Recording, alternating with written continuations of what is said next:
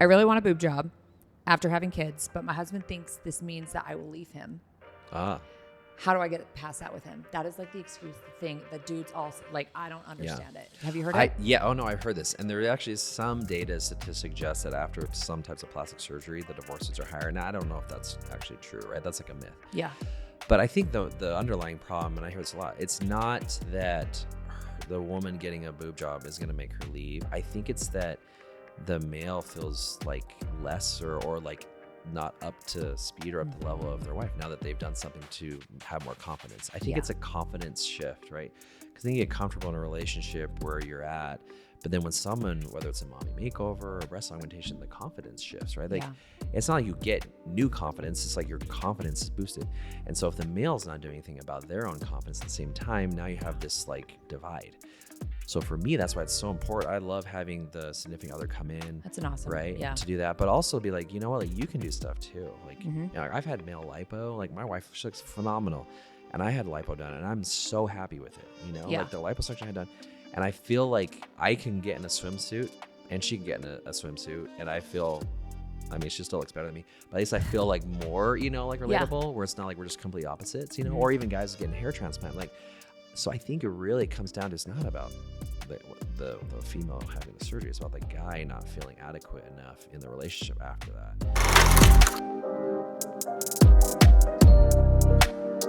All right, guys. The man, the myth, the legend. I'm kind of like starstruck right now. I'm not going to lie. So today's guest is someone who's changing the face of what it means to be a surgeon. I truly believe that about you. He's a board certified plastic and reconstructive surgeon. Many of you have seen his awesome dancing skills online. Known for the mommy takeover. Love that. Husband, father of 3. I like to say you're a content creator because you definitely fall in that category too. We've both built platforms in ways that people didn't really expect. I don't know if it's super accepted. So today we're going to get into it. Welcome, Dr. Chiddy. Thank you. Yeah. Thank you, Cassie, for having me. Are you excited to be here? I am. My wife's like, oh, I'm excited to see this one. She's like, you're the opposite of everything. She's like, are you going to be able to talk about stuff? I'm like, of course. I mean, we're going to focus on a lot of your stuff. I mean, we'll dabble in some intimacy stuff because it goes hand in hand. So I agree. Yeah. So I'm not going to lie, how this came to be. You shared a post I shared about authenticity. And I was like, oh my gosh. I was like, to my husband, I'm like, Dr. Chiddy just shared my post. He's like, who? I'm like, babe, the boob guy, like Dr. Chiddy. And he's like, I don't know who that is. And then I like show him, he's like, that's awesome. And so then I messaged you and thanked you for sharing that. And he was like, my wife has been following you. So it's kind of crazy. That's awesome. Small world. You know? She just jumped in. And I realized you were here. You're like right here. Yeah. So how did a reel came up? She just saw a reel of mine or something? Yeah, I think she's been following you for a while. Okay. You know, and then I noticed that my wife had followed you, and I saw your post. I think yours popped up, whatever you shared, and small world. Here we are, small world. Okay, so I don't know him. Like, this is my first time meeting him. I've never met you. Yeah. We've never met each other. We've just kind of like socially known each other. So before we get into surgery, confidence, or like your fun, awesome content, because we got to know where you learned your awesome dance skills. I'll tell you. You built a brand, a career, and it's very forward facing. It's very not status quo. So I want to know where this all started. So like, what was your childhood like? This is crazy. I just gave a lecture this morning. I had to pre-record a lecture for this exact topic. This is awesome. Just like why I started doing TikTok. It's like a webinar I had to do. So I just went through all this. This is perfect. So I can just tell you. So I talked about my childhood. Yeah. So I had a very different childhood. Okay. I didn't grow up here in Utah. My dad's from Utah originally. My mom's from Thailand. Okay. And they actually met in Chicago. My dad was in dental school at Northwestern, and my mom had flown over here to be with her mom in Chicago. And they met actually at church of all places. And they hit it off, they got married, and that's where I was born in Chicago. So then my parents came back to Utah here. I have 3 younger sisters, and he opened a dental practice. But then we ended up moving to Saudi Arabia when I was little. I was like Saudi Arabia? 6. Yeah, Saudi Arabia. What, were we military or just? No, he's a dentist. He just took a job with the royal family. So we all went over there, and that's where I spent all my childhood, was in Saudi Arabia. So like all my friends were from all around the world. I had no American friends. They were like, you know, everywhere from like England, Australia, to anywhere from all over Africa, India, Pakistan, like it's crazy, Sri Lanka. So I just early on, I went to an American school. It was like international school. But like early on, I just, you know, culturally, religiously, all those things, I just had like my eyes were opened, you know, and that's just what I knew. So then we came back to Utah when I was like in 5th and 6th grade, you know, because my sisters are getting older and Saudi Arabia is like so oppressive there. And so as my sisters got older, we couldn't stay. Yeah. And so we came back here, we built a home, and that's when we moved to South Jordan and went to school, and it was just so different. I was not used to it. I was not like, I was, you know, half Asian. I was the only non-Caucasian person in my school. Yeah. And my sisters. And so it was just very different. And it was like very uncomfortable for me. And so like, I felt like when I came back to Utah, I tried to fit in with the people that didn't fit in with anybody else. And That so makes like sense. my group of friends that I made we were very random. But that's where I felt like I belonged, because I didn't feel like that's how I was in Saudi Arabia, you know? And so actually it was so hard for us when we came back. We ended up going back to Saudi Arabia for a year. So I went back there for 7th grade because me and my sisters, we hated it here. And so we went back there. And at that point, though, my sisters either would have had to gone to boarding school or we had to come back. So then we came back to Utah, and then we stayed in South Jordan. And yeah, so I just kind of grew up that way. I went to middle school and then went to Bingham High School. That's where I met my wife. So we met in high school. Yeah. You know, some people call us high school sweethearts. We can get into all that. But Well, yeah, I've known I her have- since we were, you know, I've known her now longer than I haven't known her, since we were 17. She's technically been taking care of you probably longer than your parents did. Yeah, no, we're up to that point. We're Yeah. married 22 years now. And so we've been married, like half our lives. I'm 44. Yeah. So that was my early childhood and just my experiences with high school. And then, you know, I went on a mission for my church. I went to Thailand, actually. And that's when I kind of realized, like, I wanted to do something in my life that I could help other people and serve, Yeah. you know, because I enjoyed that. I felt like I grew so much from that experience, probably more than I could help people there as a 19-year-old. But when I came back, I was like, I wanted to do medicine. And so that's what kind of set me down that path of like, and I grew up on a hospital compound. So like all my friends' dads were doctors. And Okay. I grew up in the hospital setting. I just love that, you know? Yeah. So it's comfortable for me. So we're going to rewind a little bit to some things that you mentioned. So were you LDS? Yeah. Okay. I am. Okay. Yeah. I'm LDS. Yeah. Okay. I was actually baptized in the Red Sea when I was 8. Oh, that's cool. Yeah. I had to walk out about a quarter of a mile. It was so shallow. I remember Yeah. I was wearing, you know, because we weren't allowed to, like, the government doesn't let you practice any religion beside Islam. Okay. But we did, it was just in secret we had to. So we went to the Red Sea. We had to like go way far out and I had to wear like just jeans and shoes. And I remember walking out there, salty water, coral everywhere. But yeah, that was a really cool experience, you know, as an 8-year-old. Is there like pictures of this or something? Like this is No, cool. it couldn't take pictures. Oh my gosh, it's wild. Yeah, I mean, if they found that stuff, you'd get like kicked out of the country. So Man, very, very so much different. culture at such a young age. Okay, so upbringing was good though. Like you had a good, positive upbringing. Yeah. The hardest part was just you kind of were always a little different. Like you couldn't connect with the normal Utah. I mean, I was raised in Utah. My husband, we were both raised Mormon too. We still are Jesus loving people, you know, but we like to have a drink every once in a while, you know. He served his mission in Africa. Oh, wow. So when I was Amazing. kind of looking at your stuff, I saw some like elephant pictures of Yeah. your mission. You're I like, was "Is like, I that-" wonder if he Yeah. served. Yeah. So we were supposed to go to Thailand Oh, once awesome. and COVID hit. Oh, yeah. And it took that'd be away bad from that. timing. So you need to go. I know we got to figure It's that out. beautiful. You know, I'm just over here, you know, the building phase, you just have to like Yeah. build your life out. Okay.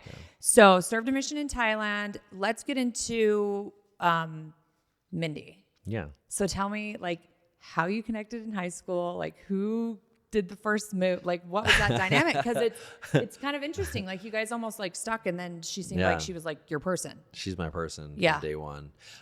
Yeah, so she was actually friends with one of my good friends Okay. that was in my group. We used to break. That's how TikTok comes into play later, because I started breakdancing in high school. I think I came across Yeah. a video of you that and was like the I bleached loved it. hair. Yeah. I would like, you know, this is before like YouTube and stuff. So Yeah.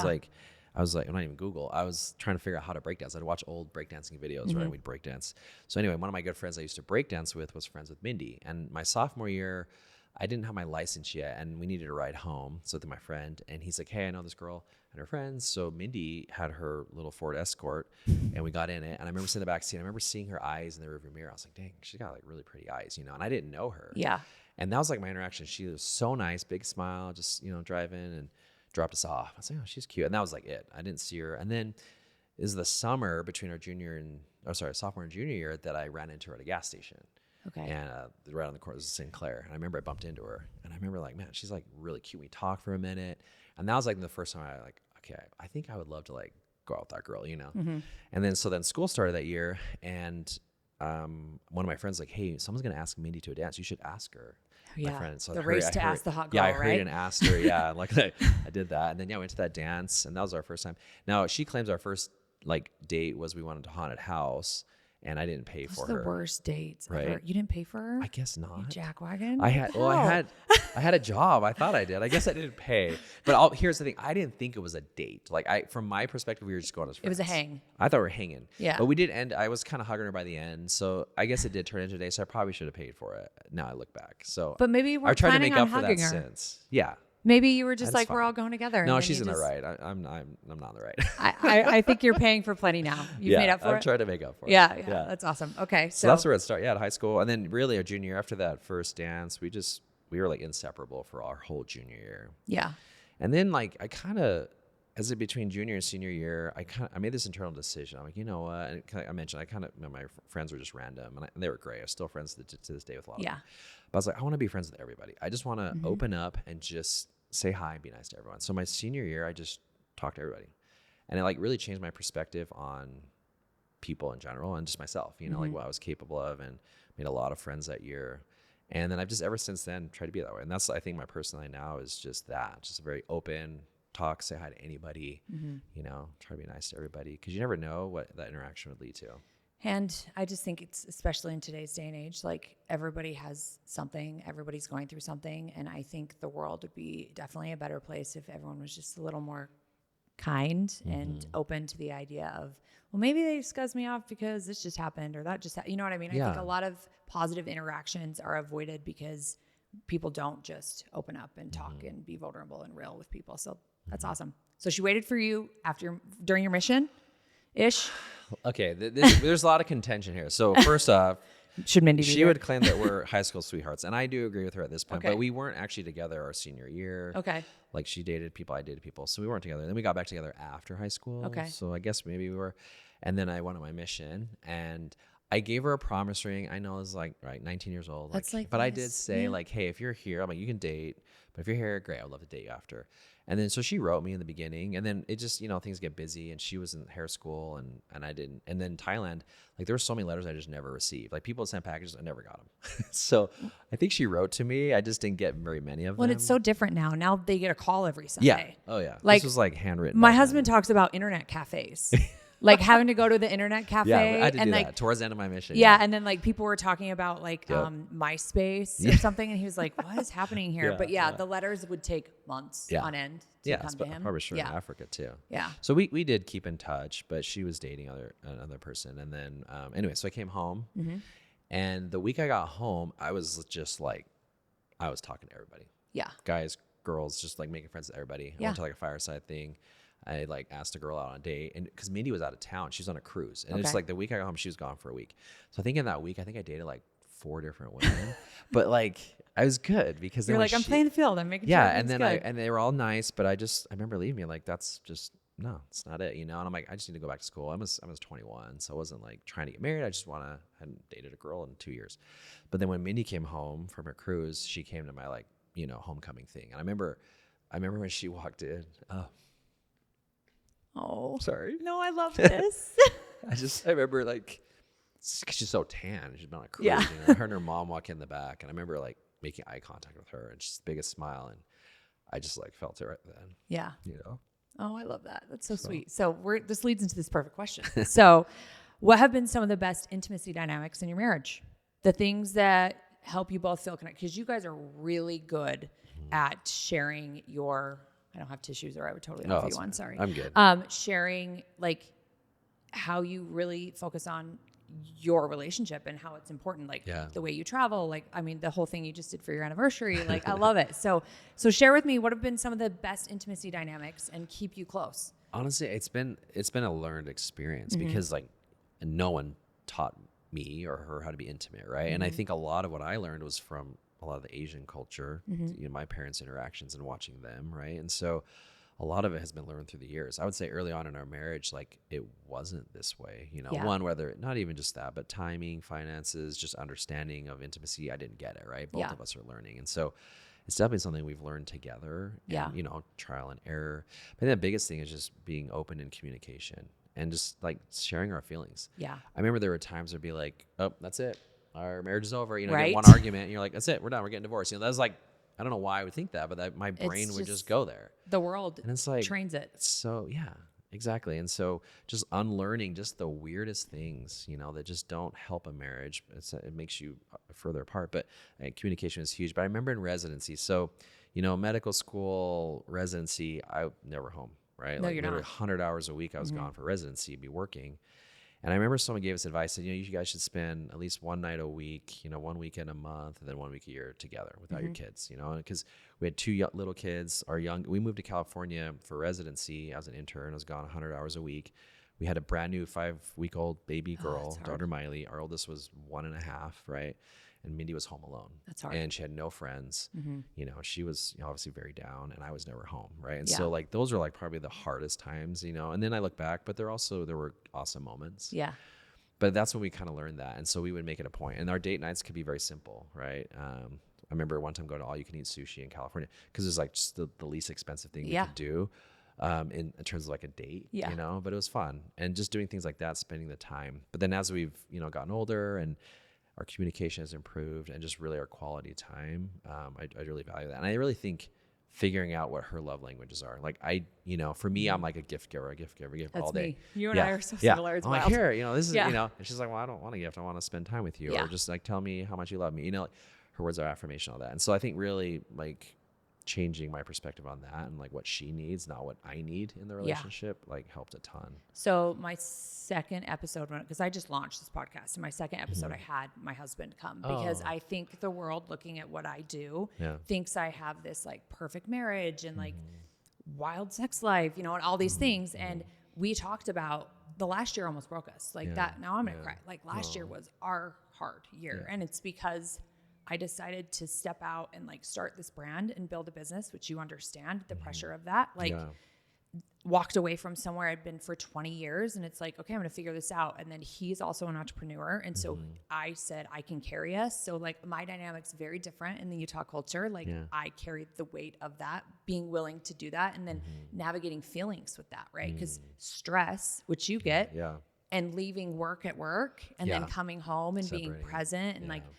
and communication, like I say it time and time again, I'm like, you can gain so much from going to therapy with like a mediator that like teaches you, okay, you're saying it this way, but they're taking it that way. And then learning, even though sometimes I feel like I have to like go 8 blocks around the corner to get my point across to him, but that's how I have to deliver it to him, because if not, it's too abrasive or it's too, and we've worked really hard this year. And I think that's the issue with our culture and the world is, especially men, they don't work through their emotions. They don't talk through it. They don't figure it out. And then we have these situations of like massively high divorce rates and broken up marriages. And it's hard to watch.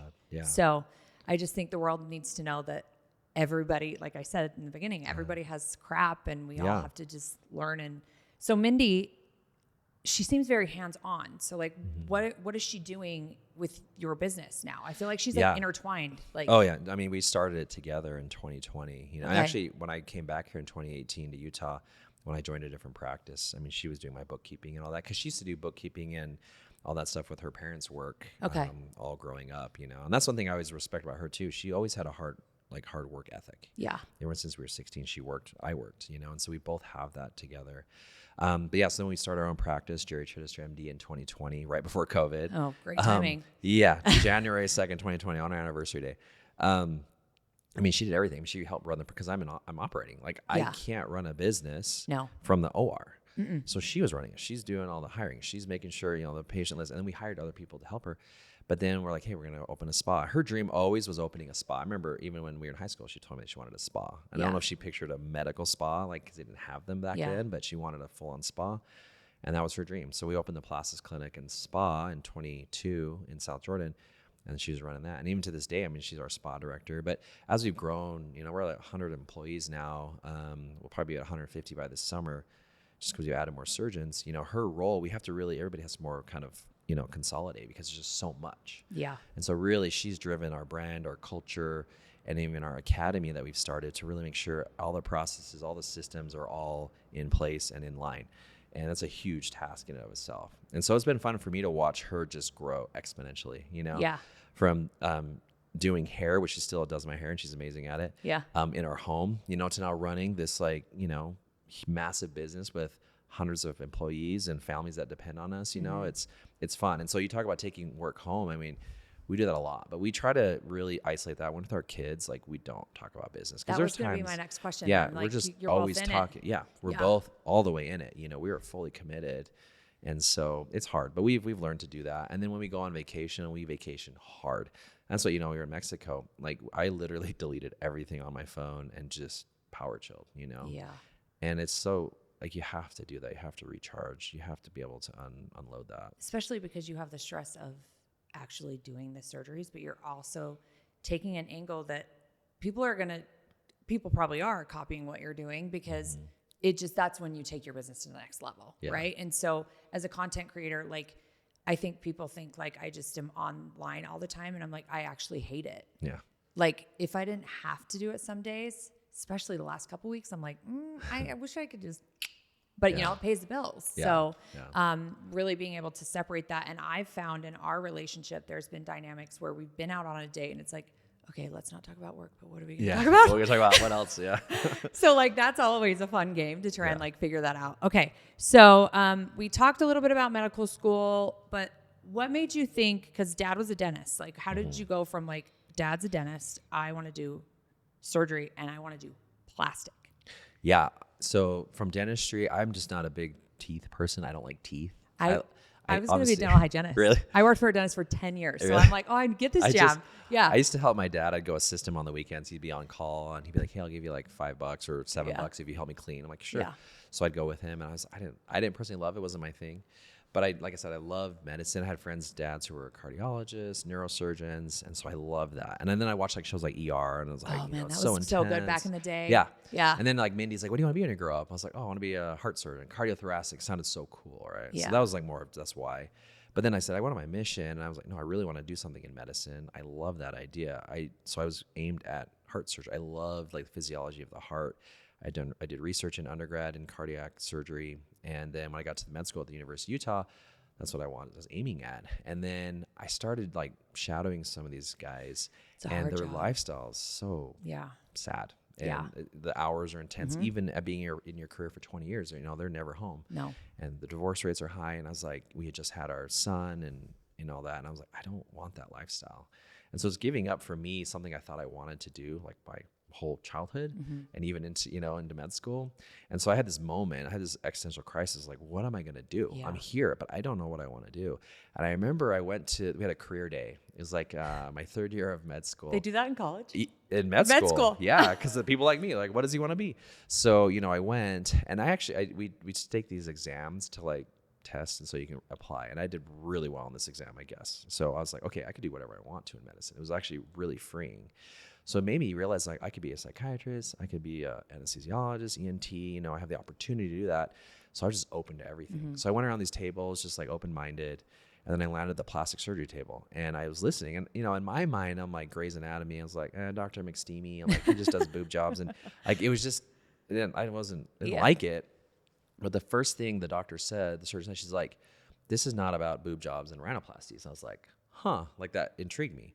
So she then describes how, you know, they do cancer reconstruction for breasts or for melanoma or for cleft lip and palate repairs or, you know, hand surgery or, you know, tissue flap surgery. They're the surgeons. Like when a heart surgeon has a wound in the chest because it's infected, guess who fixes it? A plastic surgeon. And so I was like, wow, that sounds amazing, you know? And I have like severe ADHD. I'm like, I can't do the same thing every day. You're literally so like, it's kind of eerie. Like, I can't do the same thing. So then I switched my cardiothoracic rotation to plastics, and it was like a 2-week like elective. And so I did that, and I have a photo of it. It was the first day on the rotation, as with this doctor, this female actually that had told me about this at the career day. And we did these cases, and I remember just being in awe of what she did. And I went into the bathroom, I took a photo, like a selfie, like one of my first selfies in the mirror, you know, and that was like the moment I knew I wanted to be a plastic surgeon. Yeah. You know, I was halfway through med school. And so I had to shift everything quickly. Like I had no research in plastic surgery. And so I had to get mentors. It was kind of an abrupt shift, but I mean, it worked out. We ended up in Loma Linda, California, and absolutely loved it. And then you came back here because this is like the number one state for plastic surgery. That's wild. No, but here's the thing. Like my whole career and I guess life, you know, I'm trying to write a book. I don't know how that's going, but Can you just get like a ghostwriter that could just Well, I listen to actually you talk? I used Chat GPT, and I told all freaking these love Chat. stories to Chat, and I said Yeah. I want to create, and so I actually have put a whole book together, but I'm going through the whole thing now and just kind of redoing everything myself, Yeah. on top of what I already wrote. But On top of everything else. yeah, yeah. What else I did on vacation? No, but plastic surgery for me, like, again, it wasn't planned. And then when I got into plastic surgery, I thought I wanted to do hand surgery. So I actually went to USC and did a hand fellowship with an orthopedic group at USC. Like with, they do all the orthopedic for USC football, everything. I thought I wanted to be a hand surgeon. And so I did a whole year of that in LA. And then we're like, we don't live in LA. We loved LA. We loved California. Our kids were there. We were in the middle of adopting our youngest from Utah. We were going to stay in California. And I thought I was going to be a hand surgeon. I was going to work at a hospital. And then my mom calls and she's like, hey, would you want to look back in Utah for a job? And, Asian culture, it's like, I'm the only son, I'm the oldest, like, you gotta be close to your mom. And so I was like, well, okay, I'll entertain it. I'll go look. So I interviewed a couple of groups here that were private practice. I had tried talking to the university and Intermountain. They had just hired hand surgeons, and so they weren't looking. And so I ended up looking at private practices. And the interviews I had, I'm like, I really like these guys, like these groups, and I'm like, man. Then I went home back to California. Like, what do? I had job offers in California for hand surgery. And so we decided to come back here. And so I took this risk and I shifted completely, away from hand surgery. And I thought, well, maybe I'll do hand surgery and do aesthetic surgery, because I trained aesthetics as well. And, and so I did both. But then my aesthetic practice just blew up and didn't have any room for hand, And so I don't do hand anymore. But like yesterday, someone messaged me and was like, hey, this person has this hand thing, and I love to do that. But then I refer to my friends who do hand, Yeah. So I love hand. But my favorite story is the hand job Oh. thing. You got to share it, because I saw that and I was like, this is dying. Legit. I was like, oh, this is perfect for me to talk about. This is going down to history. It already has. So we had moved to South Pasadena as our first or second week at church. Our house is literally down the street from the church. And so I was in hand fellowship. We just started at USC, and we loved California. Like, so we wanted to stay there. So they asked Mindy, like, hey, can you introduce your family? So it was like, I'm on the bench with the kids. Mindy goes up there and she's standing there. She's like, hi, we're the Chiddisters, and we were in Loma Linda. We love Southern California. My husband, he's in hand fellowship at USC. She's like, so if any of you guys know of a good hand job, he's your man. And I'm like, what the crap? And then I looked down immediately. Was there any like gasp sounds in the congregation? No, I think everyone was shocked. There was just like, it was like that frozen and pause. she didn't notice. She had no idea. She's going. Yeah, I think if I would have looked at her, oh my gosh, she would have just lost it. And I think she realized right after, because I was looking down, and I think I was probably just red laughing, And so like she finished, came down, and then later, I remember she posted about it on Facebook a couple months later, and Bishop's wife liked it. Everyone in the neighborhood was liking it, so you knew they all had talked about it. But it was funny. Well, I mean, I feel like you were kind of in a safer place. You were in California. It's not like you were in Utah church, because it's different. Yeah. Have you noticed that? It's different. It's different. Yeah, it's definitely different. We'll get into thing. Which brings me. I want to talk about your kids a little bit. Okay. There's 3 of them. Okay. So how has fatherhood changed you? Wow. I think of life before fatherhood and then life, with kids, and it's so different, right? It's like you're now responsible for human beings, not just making sure they're fed and going to school and learning, but truly, like, the more I've thought about it, is like really teaching them about life, Oh, I'm gonna make you cry again. I love Sorry. it. No, it's so good. I'm very emotional. I don't get. I didn't sleep, but I feel like it's more important now too, because I feel like they're fed a lot of garbage online, and I think it's really our job to. I'm gonna cry. Like, guide them in the. I mean, that's my biggest fear. Yeah. Like, I'm like, hey, let's start a trend. Let's bring back landlines. Yeah. Like, seriously, here's get a rid cool of those red phone. Like, because it's scary. It is. This stuff, and you hear terrible stories, and I think.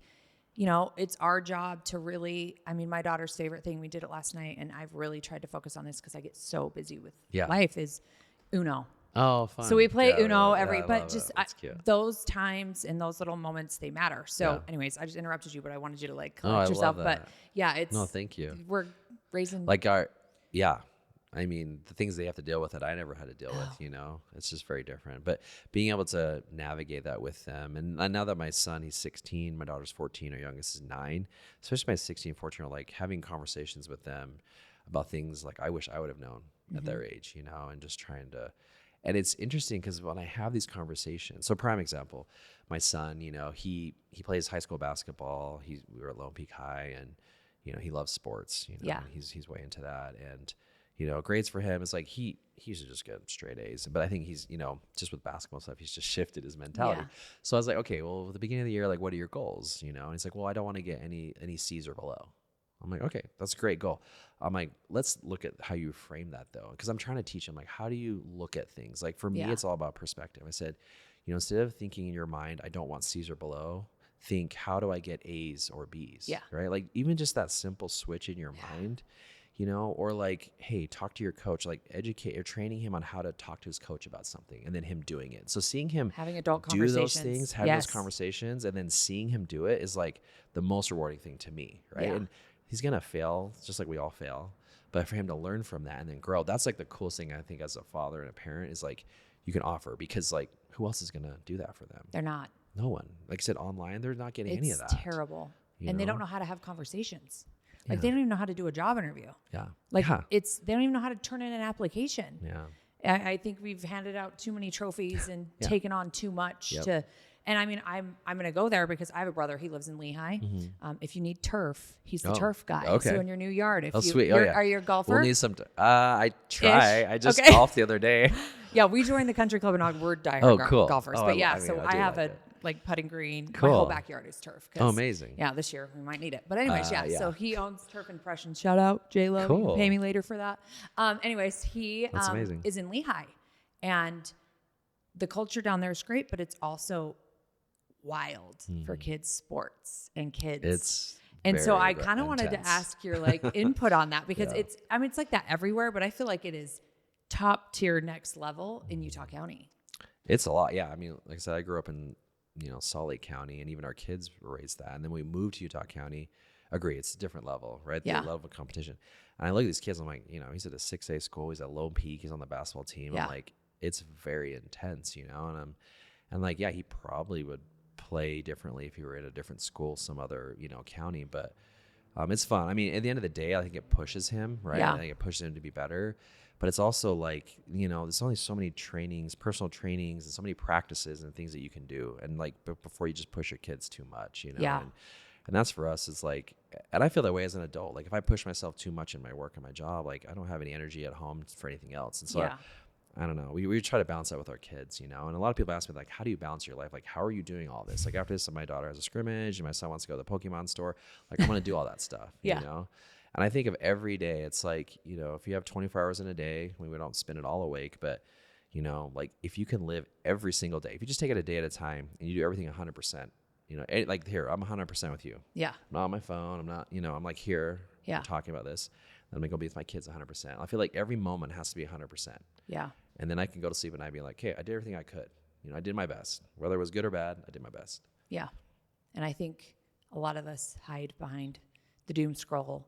And you know what I mean? I mean, I've been guilty of it. That's something that I've had to work with my therapist too, is actually being present. And then I get upset because sometimes I'll be out doing fun stuff. And I was like, why didn't I take any pictures? Because I was present, right? Yeah, I love that. I try and, because as somebody who's massive on social media, it's like you almost have this agenda to always be sharing everything you're doing, and it's a lot for some people. Okay, so you're building a home.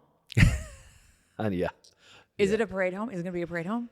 It should be. We've thought about it. I sometimes think more of privacy stuff. Yeah, I get that. So I've thought, we'll probably have like a close family and friends event, and then maybe if someone's just to get it in a magazine or something, right? Because I would love, and obviously we're going to show it on our social. Yeah.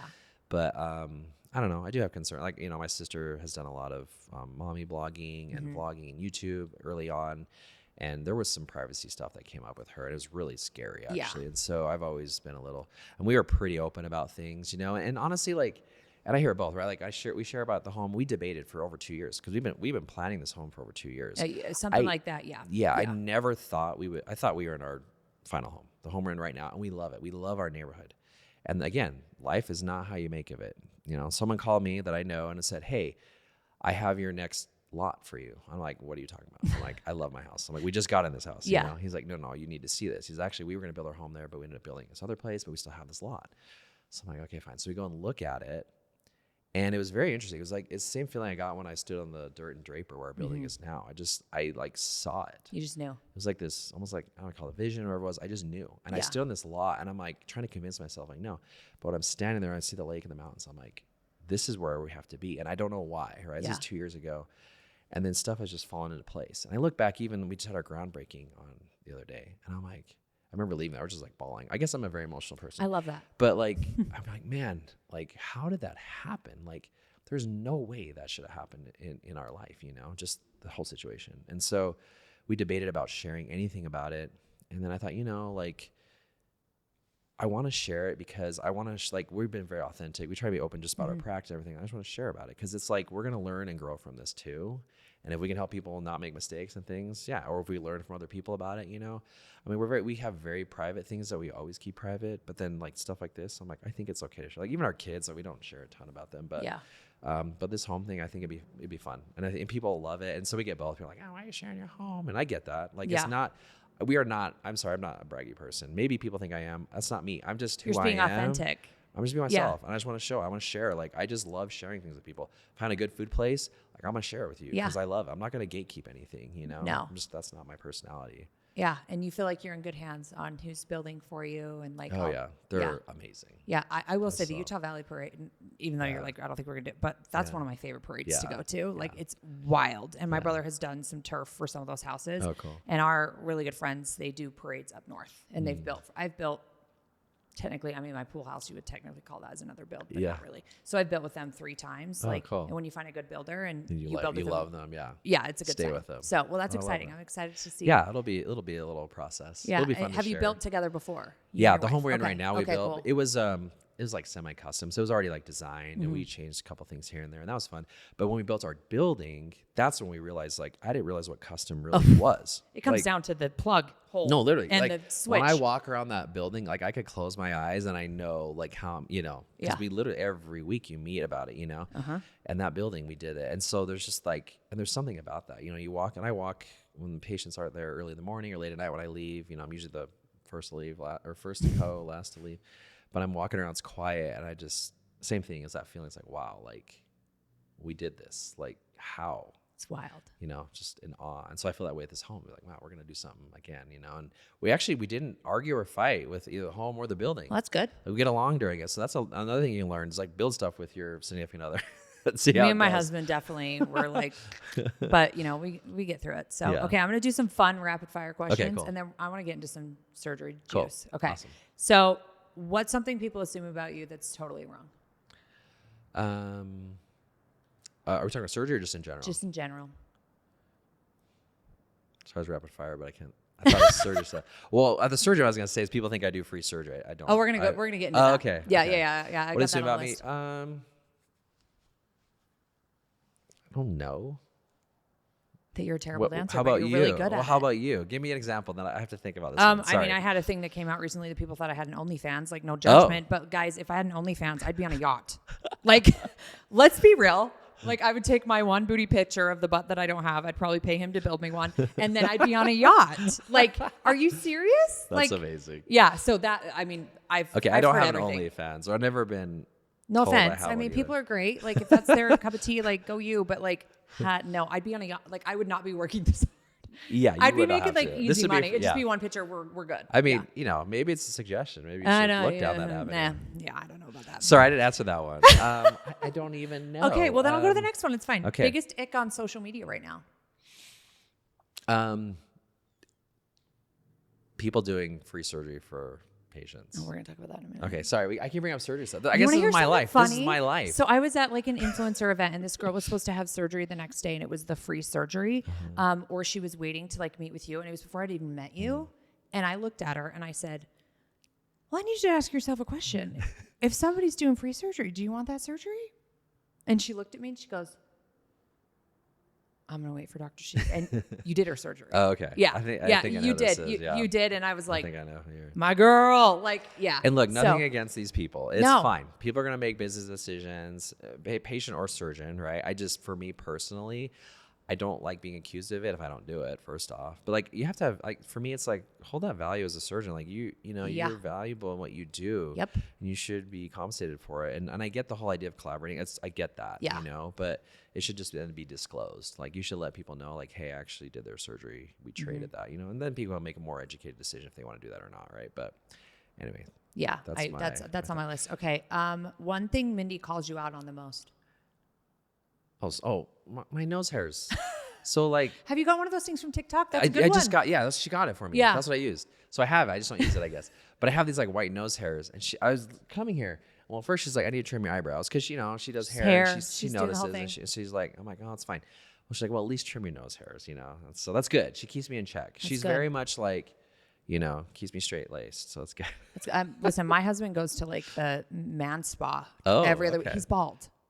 But he goes, he gets it exfoliated. He gets his eyebrows. My husband's very much that way. So, I love it. Okay, what's the TikTok that you hope your kids never see? Oh, that I did? Mm-hmm. Well, I should just block them from everything I do. No, I'm just kidding. So the opposite of that, before I answer that, would be, you know, at first I didn't want them to see my plastic surgery stuff. Yeah. But in reality, I'm like, you know, I just want to be open about it. There's nothing to hide. No. I want people to realize, like, you shouldn't be ashamed of all this stuff, right? But the one I don't want, I don't know. I don't feel like I post content that they couldn't see, because I think they follow me. So I don't want to, I never post anything like I'd be like, oh crap. So sorry, I just don't have anything. That's how I am too. Like, people are like, are you like, and I get a lot of like terrible comments, and I'm like, no, I'm actually educating my daughter, because when she comes of age, she's going to know all the things, which I think is actually better. And like, cause I love my parents, but like, it was just very culturalized. You just don't talk about it. You don't whatever. And then you're hiding stuff, and then you carry the shame. And I deal with this daily. My DMs are full of it. Like, how do I open up with my partner? How do I, you know what I mean? So I love that answer. Okay. A patient once said something to you that was like so crazy. What was it? I had a patient who could literally pull her belly button out. She said that she was born that way. So what she said to me was like born that way. But I thought maybe she had a hernia. Okay. So valid. It was tummy tuck. So I stopped putting my finger in people's belly buttons after this day. Ew. But I put my finger in there and it got stuck. Your finger got stuck? Yeah. I couldn't get it out. So I pull it out, and her belly button could come out. I was like, oh my God. I'm like, I think I just broke her belly button. But no, it was just like she was born with it. And I don't know, like if they didn't cut it right. I don't know. I've never seen that before. It like came out. It was wild. That is crazy. Yeah. Okay. Worst advice you've ever heard about intimacy?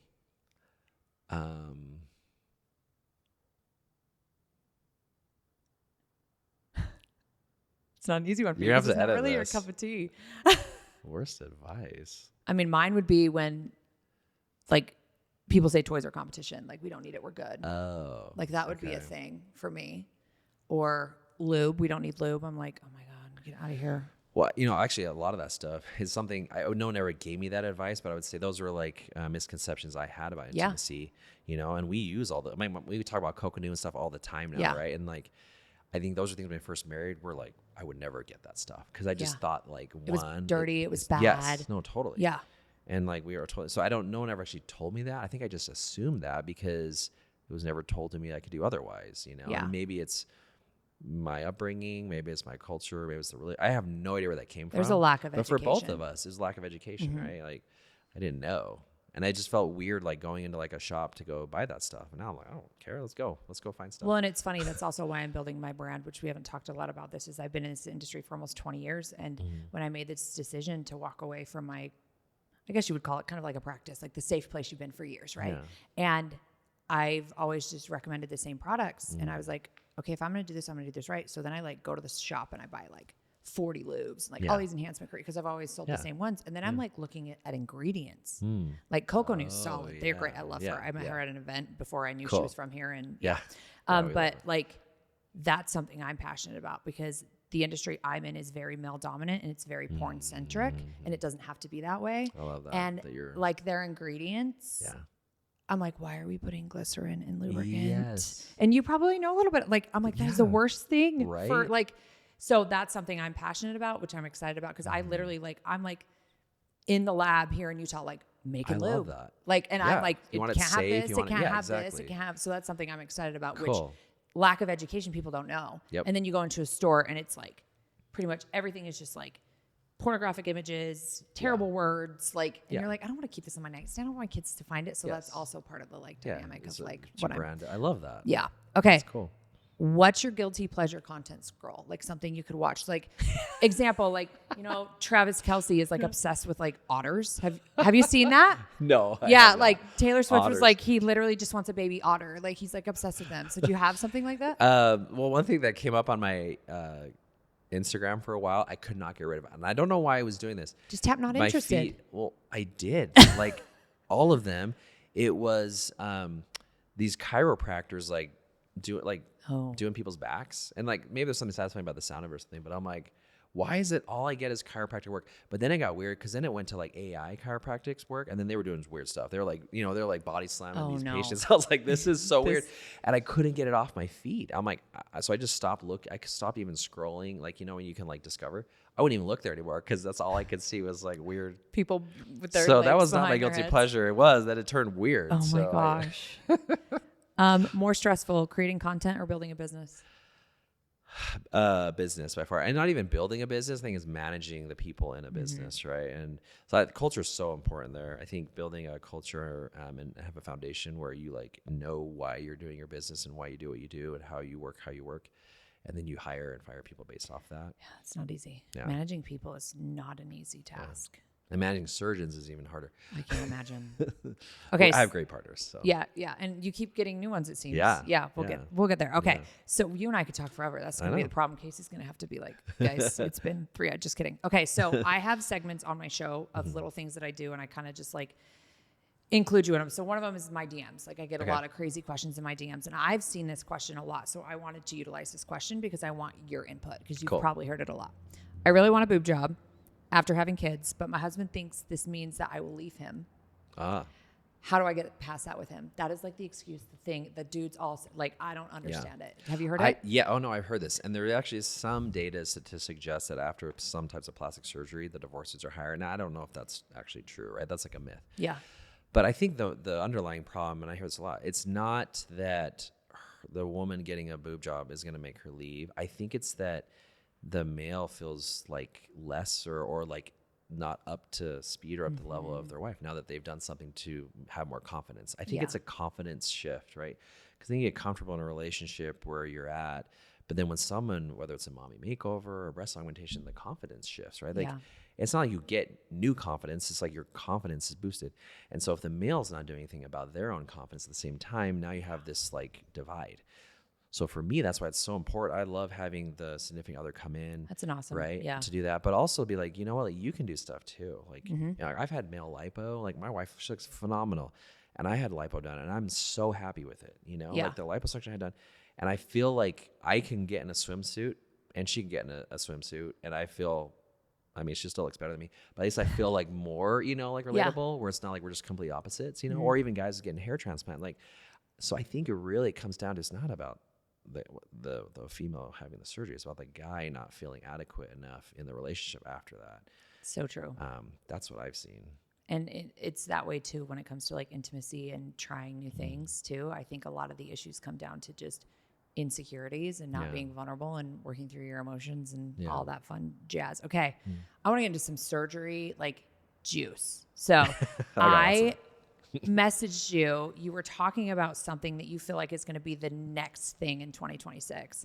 So I want you to like spill it because fun fact, we've already talked about it, right? Like I lost my butt, like I lost all this weight, like what did you call it? Ozempic butt, like gone. Yeah. Okay, cool. So I lost my butt and I'm like, listen, another fun fact about me, you probably don't know this. I used to do fitness competitions. Oh, cool. Like, you know, I did it for like 7 years. Like I was like a meathead. I'll have to show you some muscle pictures. Yeah. That's so cool. cool. Yeah, like I've done the squat thing. Like I've done the build the butt thing. I know what it takes. And I'm like, she gone.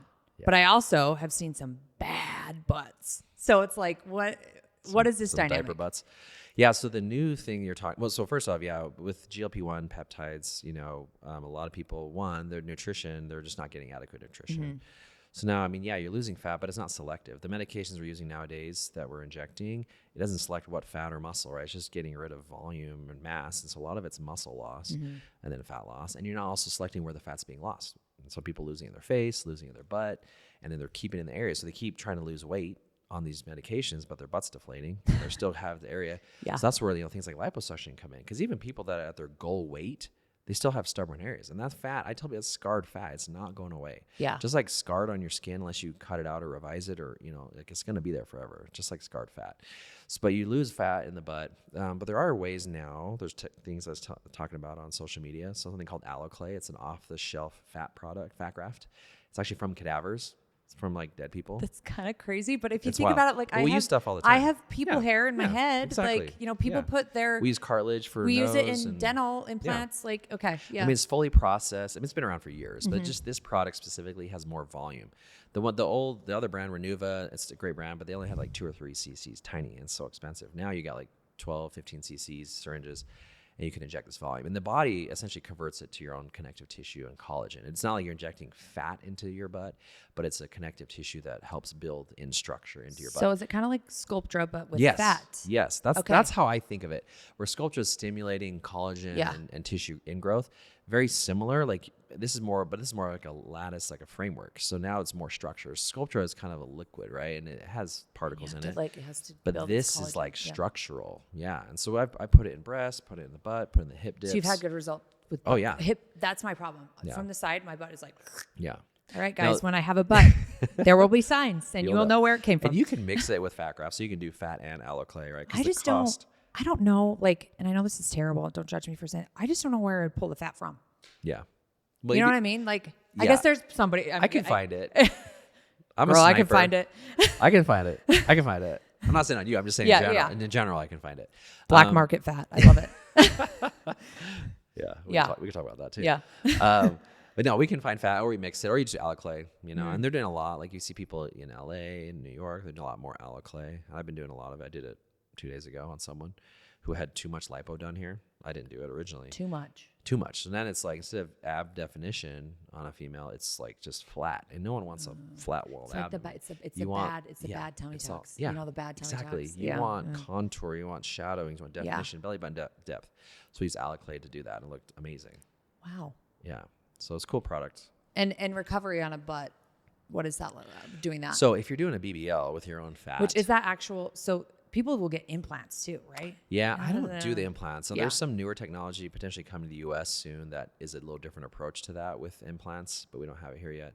But yeah, typically, like, because they can rotate, they get infected, they're kind of weird. But there are people that do it and they do a good job. I just personally don't do them. So I use fat, and typically we inject the fat with ultrasound because people are worried about concerns of death. I mean, you've heard of in Florida, a lot of people were dying from BBLs. Problem is they were injecting fat too deep into the muscle, the gluteus muscle, and then that would go to the heart, and you get a fat embolus and you die. Yikes. So we use all ultrasound, and that's actually a law now in Florida. You have to use ultrasound to guide it. So I've been doing that. My partners do that, so we can see exactly where the fat goes. But when you put it deep above the muscle fascia, you won't go deep into the muscle, but then it expands the butt a lot better. So you can actually use less volumes of fat in a deeper space that's safe and get really good results and not have to have a ton of volume. So I think if you took some of your own fat, let's say, put that deep with the ultrasound, and then you use Alloclay on the surface to shape it, you get a really, really nice result. What's a butt nowadays? What's a butt? What's a fee of a butt nowadays? I have no idea. Talk to my staff. I don't know. I tell people, because I don't know. Talk to my staff. I specialize in surgery. I could tell you all 400 steps of a mommy makeover, but I don't know pricing. Okay, I will tell you, it's probably more than $5,000 and less than $100,000. So I don't know. Perfect. Somewhere in there. That's my range. I don't know. I literally have no idea. Perfect. It's either 90 grand or you can call 15 my grand. office. Yeah, text my office. My staff, they knows way better. I'll reach out to Mindy. I'll hit Mindy she up. probably knows better than we'll me. find that out. Okay. There was something that was going there. Ultrasound, because I want to talk about a labiaplasty because there are horror stories, because a lot of doctors don't use ultrasound with labiaplasty. And what happens? They literally cut the nerve endings. And then I've seen women that literally have no nerve endings in their clitoris anymore. And I'm like, your life is over.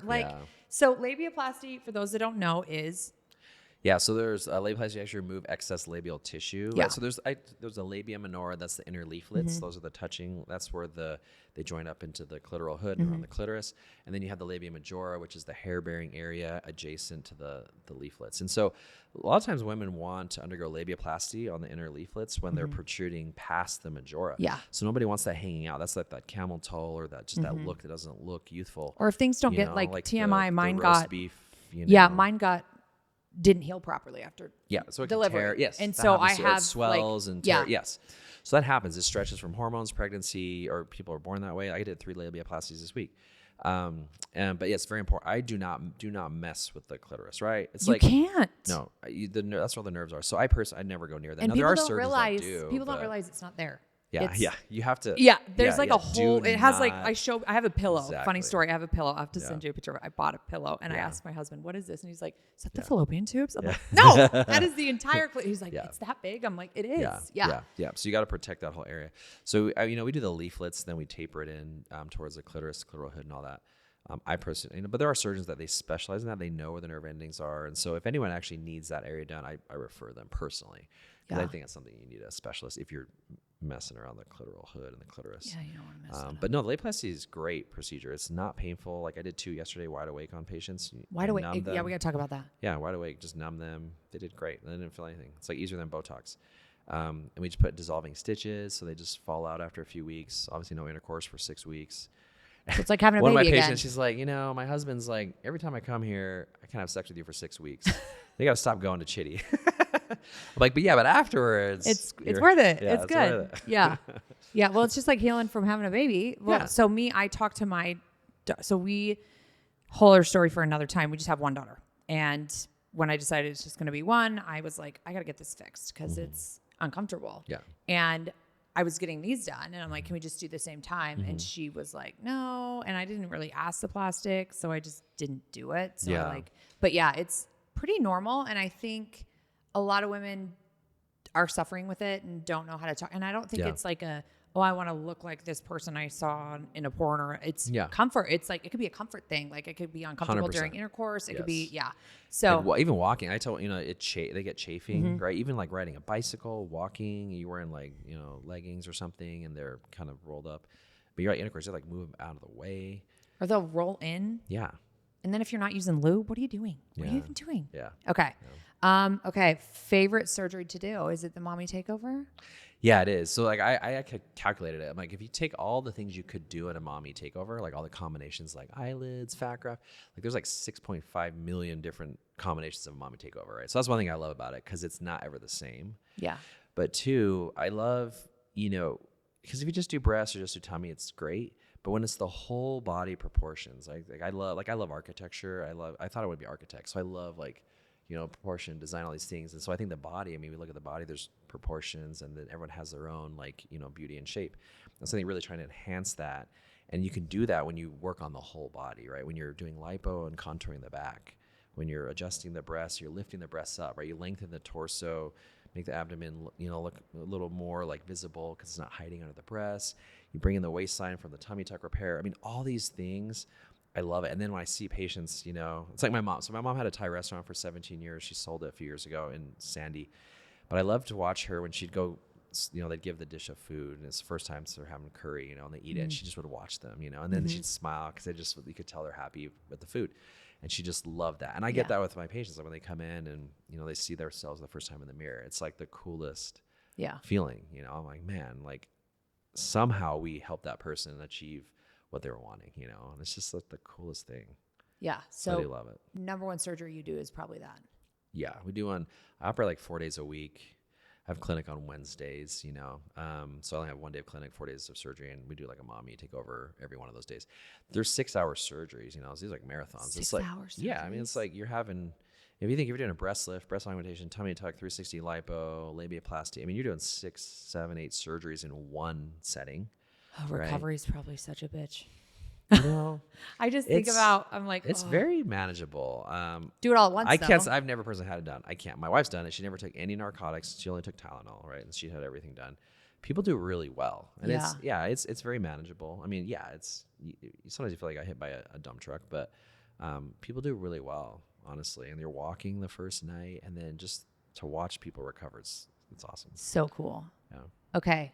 So I do want to do a little more like surgery questions, but I do want to get into, because I feel like you and I are very relatable in the sense that we are creating content and doing things a little status quo, and then we get a lot of yuck from it. Yeah. So where did this mindset come from that you're just like, I'm not meant to fit in and I'm going to stand out and I'm going to do this thing? Like, when did you like be like, okay, I'm going to have a girl, like the hallway, the video of the girl running down the hallway. I'm like, oh my gosh, it's her boobs, but it's not, but it is. Yeah. Yeah. That was an interesting story, because that like really happened. It really did. Well, that patient, and okay, so that whole scenario, because we've gotten crap for it, but that scenario, that patient had her follow up. She's 1 week out from her breast augmentation, and she was so happy. And we were taking her photos in our photo room, and it's it's different from the clinic room, so you have to go across the hall. And we have a robe patients are covered in normally. Well, we had taken her photos, and she still had we put pasties on, because if I do a video in the photo room, I cover it for Instagram, whatever. So she's just starting to leave, and we're like, hey, you need your robe? And she's like, I don't care. She's like, I'm fine. And then we're like, we need to cover. Okay. But then we walked down, we're like, hey, we should film that. So we actually blocked the hallway. There was nobody in clinic. It was like on the Friday and whatever, everyone was gone. But so we blocked the hallway on both sides just in case other staff didn't come, and then we recorded that. But yeah, I mean, so we don't have people walking around like that in our clinic. That's not normal. But we've had so many women who just like, I'm so confident, I would totally do it. Like, I don't care. I don't mind to show my body, right? Because they don't look at it that way. None of us look at it that way. But I can see when you're on social media, but if you just pop up, you're like, why is this woman walking with pasties down a hallway? I'm like, okay, I get that. But you have to take into context like what we do. But it's the confidence was the point of it, And it's the angle of like, it's this, but it's not. Yeah. Which is the way you have to do it when you're either talking about sex or boobs on Instagram. Okay. What is one thing you wish more young professionals understood about staying consistent, even when no one's clapping? Yeah. I mean, especially in plastic surgery. So young professionals in plastic surgery, it's practice makes perfect, right? But the thing is, I've never done perfect surgery, but you have to do it day in and day out. And whether it's in surgery, whether it's in social media, on your presence, like even if no one's watching, you have to, you're going to do that. You have to do it every day. Like for me, like when I started in 2018 and did posting like every day and just consistency, I mean, that's how I got to where I'm at today. It wasn't like it just happened by one viral post. I got lucky. You have to put the work in. So if you're trying to build a social media presence or a practice, you have to do the work, and it has to be day in and day out. Like I said, and there's not going to be recognition a lot of the times. And there's a lot of posts that I do, even to this day, where I don't get very many likes. And then guess what? It's okay. Move on. You learn from it because you say, okay, that didn't work. I think that's part of it, is getting the feedback from it, whether it's in surgery or whether it's in social media. Okay, why did that not work? Why did I get hate on that? You can decide whether you want to take the hate or not and keep running with it, because maybe that's what you like. You want to, maybe you want that. You're rage baiting people. I don't know. But whatever it is, you have to learn from, whatever you did the first time for the next time. Well, I think there's power in vulnerability. There's something that I hate. Have you seen like people that like hide their likes? Yeah. That's an option. Yeah. I'm like, where are her girl, why are you hiding your likes? Yeah, I'm like, I don't care totally. if only 2 people liked it. Yeah, like, exactly. let it be. Like, and I think for a while, even Instagram was like, they wanted to take it off because they felt like people were, I don't know, getting depressed from it, or like they thought it was affecting what they were posting. Listen, you have made it in the world if you've made it on Reddit. Do you know there's an actual Utah influencers page on Reddit? Oh, I'm sure. Well, I didn't know. I don't read Reddit. I didn't know until I was on it. Yeah. And then I was like, people literally sit here and they just talk crap on people that are actually like being vulnerable and like doing something on the internet. Yeah. We're both on there. Oh, I'm sure I'm on there. I know, but it was great. Like there was a lot of good. I didn't find a lot of bad. Like I was like, I'm going to try and see, because I got a lot of bad. I get all the bad, right? Like, well, there's some of the stuff I hear too. Like I heard someone, because again, I don't read it, but someone's like, oh yeah, there's like a thing on there that your scrub tech does all your surgeries. And I'm like, really? Okay. I hope not. Okay. That would be. Come watch me operate. Okay. So I'm going to ask, are you okay if I ask you like a reality-esque question? Sure. I'm proud of her for sharing it. I also am like, what did she have done? What's going on? You might know where I'm going with this, but Secret Lives Jessie's face dynamic, because there's a lot of swelling. She's getting a lot of heat, which I will give her that. Like, I'm like, good for her for sharing it, right? Because there's a lot of people that get stuff done. But I'm like, is it something went bad? Do you know? Like, thoughts? I have a lot of personal thoughts on this. Okay. Well, actually, I used to work at that practice where the surgery was done. So certain things I just won't even say. But what I would say in general is facial swelling like that after fat grafting, because I believe she had fat grafting and like her eyelids or something done. I don't know the details. In your eyelids? No. I think she had like, like skin or like, Okay. and then fat grafting or something. I don't know, a combination of that, whether it was blepharoplasty, skin removal, plus fat grafting. But so I don't know what she had done personally. I've heard all these things, and I think she's talked about it. But she's super nice. I've run and I think I've she's run into beautiful. them at like Sol Agave. They're so nice, those people, her and her husband. But the fat grafting stuff, if it's fat grafting the face, and if you've had filler, I mean, you can get some congestion and lymphatics from the filler because you get swelling.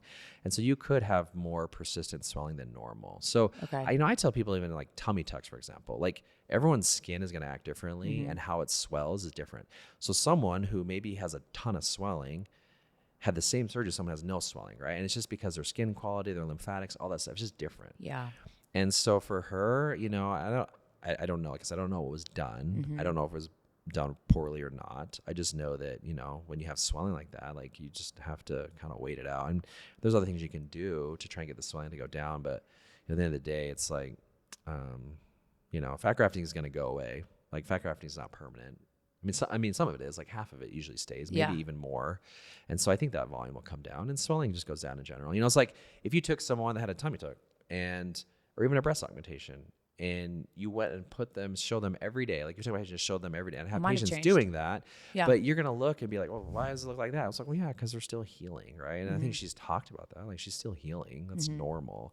And so, I wouldn't say anything until she's, months out and you just kind of get a gist of like where the swelling ends. I think a lot of controversy was she was just doing a lot of stuff back to back to back to back. And I've seen a video that you've shared about like, there shouldn't be a rush with plastic surgery, right? It should be. And I've had my boobs done. I'm trying to think, is there anything else I've had done? No, I don't think so. Besides just like random filler and stuff. But like, do you ever have people that maybe come in that you're like, okay, let's tap the brakes. Let's slow your roll. Like I think of, oh my gosh, what is her name? The girl that was on Teen Mom.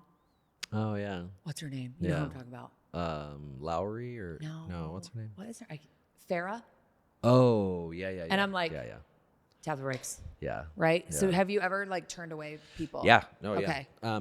It's hard because a lot of people are. There's not like. I said in that post, I'm like, plastic surgery shouldn't be impulsive, right? Like you shouldn't.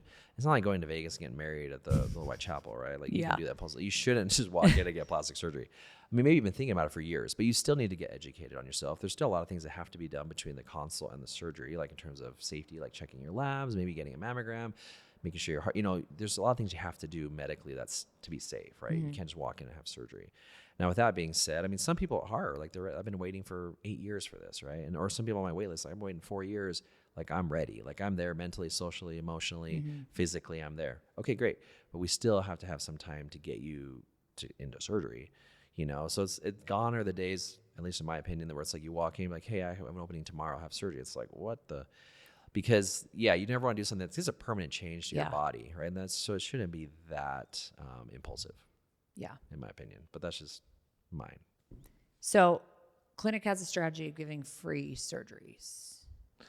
So I see it's the same place. It seems like I did talk about this on a previous podcast about something that I don't love about like the Utah influencer culture is expectations of free stuff. I get collaborations and stuff, but like there's like a dynamic that's been built like that they will like hop between 6 different hair girls and hop between like these people have families, they have, food to put on the table, like, and you spent hundreds of thousands of dollars in medical school. Yeah. So you should be paid what you're valued, but I'm trying to understand the strategy. Like, how are we making money here? Is it because they see like all these big names getting the free surgery? Like, I think, something, like I said earlier, I think people think that's something I did, and that being at the forefront of probably social media here in Utah, like they thought that was my strategy. I'm like, but here's the thing. I'm like a very open book and I love to talk to other surgeons, and I'm like, you can just ask me what I do. You don't have to like imagine. I can tell you I don't do it, but I'm happy to share strategy. Like I'm not a gatekeeper. Like, this whole AI before and after thing,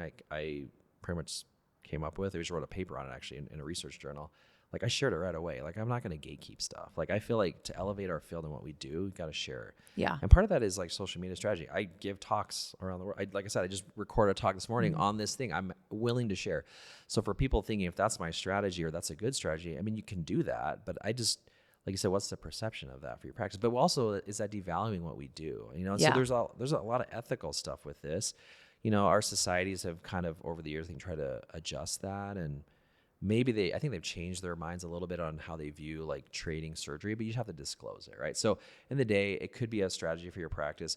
I mean, if you're getting everybody free surgery, I don't know how it's going to work, right? But again, I don't know how many surgeries you're doing. So, Yeah. But in the day, it's a strategy. I personally, we don't employ it at TPC. I get asked a lot. I get DMs. I can just tell they copy and pasted their thing, and the name is just changed. They don't even follow me on Instagram. That's the number one red flag. But you know, it's like I get it. Like people want stuff for a trade or to put in less work than they're going to get or whatever it is. But these are permanent changes to your body. So really, like, you have to think of that before you're just going and getting surgery somewhere. Yeah. You know? And I think people think they're just going to label you as that because like you're doing something different. Like you're dancing on your Instagram. You know what I mean? Like, and these people are choosing you because you're so great at it. Right. So some of these big names are wanting to work with you because they know that you're so great at it. Yeah. People are awake during some of your surgeries. Yeah. I will say my last one, I had this awesome experience because it was all IV sedation. Yeah. So my first one, I was out. Yeah. My second one, I remember they woke me up and I sat up from the table. I had 2 graham crackers and I was out. And I was like, this is awesome. Yeah. So how is this a thing? Just like a nerve block or what? No, so most certain types of procedures. So this new Preserve, it's the new technique for doing breast augmentation first time. Yeah. So Motiva is the latest 6th generation breast implant in the U.S. So they've been around the world for 15 years, but they just came to the U.S. FDA approval about almost a year and a half ago. So started using their implants, beautiful implants, right? Use a lot of those. So they have a new technique though. They have this little toolkit that we can essentially do an augmentation without any incisions in the breast. So it's a specialized toolkit that we used, ultrasound. We numb the breast internally, like we're doing liposuction, how we numb the tissues. So we numb the breast. So then we go inside the breast to spread the tissue. Again, there's no cutting. So we're not cutting nerves or anything. It's all numb inside. You can do it awake because we didn't do anything. And we put an implant in. Then they don't have close scars. It. There's an inch scar. We have to put it in. So there's a tiny scar. That's the only incision made is on the skin. That's like 3 centimeters. That would be nice. So I posted videos on that. And then, I did a training on it last week. I'm one of the Preserve trainers for the company. So we did a train the trainer. So we actually established the training program for the country based off of the cases we did and just the discussion with the surgeons. So, I've done a lot of those, and they're awesome. And you can choose. You can be like, I want to be awake. I want to have IV sedation. I just want to be out, right? Like, we give you the options. Or you can change the midway. I say, hey, here's your AirPod. Here are your AirPod Pros. Put these on, AirPod Maxes. Yeah, I couldn't hear the sounds. Listen to music while we're doing your surgery. Yeah. It's quick. It's like 25 minutes, Yeah, well, when I did my revision, I am grateful Dr. Yates was really good this way because I felt like I needed, so mine are over the muscle. I wanted that look, right? Yeah. I remember I was with my mom at my first consultation when I got them done for the first time with the first doctor. And I was like, I want big, round, porn star looking fake boobs. And my mom, her eyes got this big. I was like, what'd I do? So he's like, you want to go over? And I was like, okay. Yeah. Well, I learned, and you can correct me if I'm wrong, if you go over, you always has to stay over, correct? Is that true? Not necessarily. Okay, so you can go under. So I was told to go over again, but then it was like, we've got a situation because you are so thin and I don't want your boobs looking like the implants pushing through a chain link fence. Yeah. So I appreciate him doing, and so then when he was like, this is what we'll have to do. And I was like, I don't feel like there's that much, but now I'm like, my husband's like, I think we should go. I'm like, there's nowhere else to go. Like there's these, I've got 575. Oh yeah. Yeah. Like, but I mean, they volume. fit me fine. Yeah. Like I'm tall, like whatever. Yeah. But like, I always do worry, like they're over the muscle and I get there's like a capsule, but are they ever going to like, cause I do feel like they used to be a little more. Yeah. And don't they have like a bra thing that they do? Yeah. Now? We do a lot of internal bra. I mean, it's off label technically, but we do it all the time. The FDA is funny how all this stuff happens. But anyway, so it is off label, but we do it a lot, meaning, we put the internal bra in and your body will actually ingrow into the material. So it actually supports the weight of the implant, but then you'll convert it to collagen, kind of like sculpture again, converts this material into collagen over about 2 years. Okay. So once that material is dissolved, your collagen is the only thing that's left behind. It's your own tissue. but it does add support in the lower pull. So anytime, like if I go above the muscle, I do that just because I want to support it, because your tissue, I mean, whether it's above or below, I mean, your tissue is going to stretch because gravity, and the heavier the implant, the more gravity is going to be acting on your skin. You know, as we age, as our hormones change, our tissue's thinning, not getting thicker. Yeah. So, you know, these are things. I wear a supportive bra, do other stuff, you know. I just feel like I'm probably gonna have to get them redone again, because I think I probably need an internal bra. If I get a butt and new boobs, you'll know. Okay. All right. So I could talk to you forever, which this has been awesome. Yeah, I love it. Fun. Like, thanks for like jumping in. Okay. Yeah. So one of the things you've said that's really hit me, and I shared this on my story because I was like, guys, guess the funny thing is nobody got when I was. Do you see my story that I was like, guess who's my. Yeah, you probably didn't. You're busy. You're in surgery. You're doing stuff. Yeah. I'm like, anybody want to guess who my guest is? And I used the sound, and it was your sound. Oh, yeah. So the sound said your name up top. But no one, and I put 2 cherries, and then I put this quote. And this quote was, my favorite animal is me when I do everything I said I would. Yeah. So I feel like you've gotten a lot of heat, a lot of hate, a lot of people talking shiz about you because you're the dude doing all these things. So that reel did really well. Yeah. It blew up. So. Oh, you know who actually reposted it? A-Rod. Oh. Alex Rodriguez reposted it. Tia Mowry reposted it. You're like, I was like, dang, all these like people are seeing it. It was super cool. I like screenshot. I was like, oh. That's so cool. So from where you sit, building a practice, creating content that isn't, like I said, status quo, like what does that quote mean to you?